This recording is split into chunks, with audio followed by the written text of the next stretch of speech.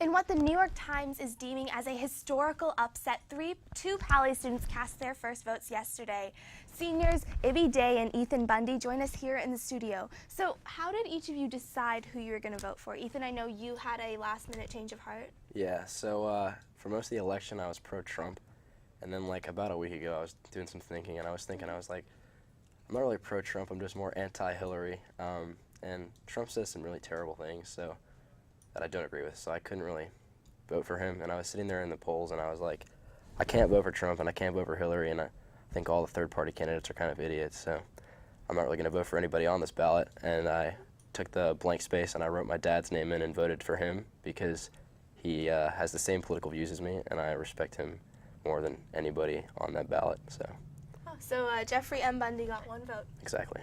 And Ibby, how about you? How did you go about your decision process? I've always been Clinton. Well, initially I was Bernie, but I switched over to Clinton because I couldn't stand some of the things that Trump were saying. I just think he's disrespectful as a candidate, and I just couldn't find myself to vote for him. And then also, Hillary shares more of political priorities with me, and also fights for minorities, which I definitely value. Great. So what did it feel like casting your first votes? And your first votes were in a big election year. For me, it was really exciting, actually. I got my ballot early, worked on it during class and stuff. Whoops.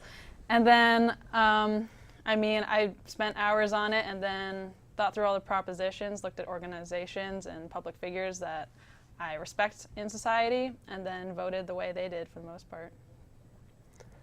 So I was 18 in the primary, so this is my second time voting, I guess technically.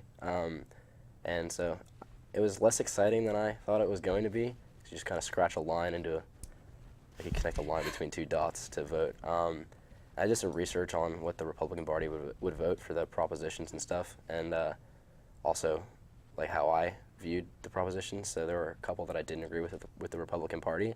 So I think kind of half and half between propositions that Democrats would have voted for and Republicans would have voted for. So I voted for the ones that I felt were good and didn't vote for the ones that I thought were not good.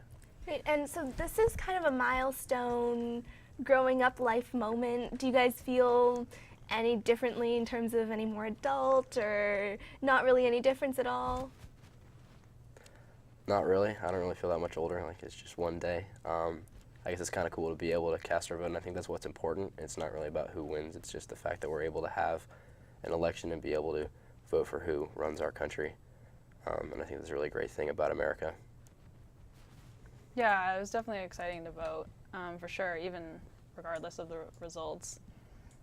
It felt like a step forward, even though I may be a little scared for my future still.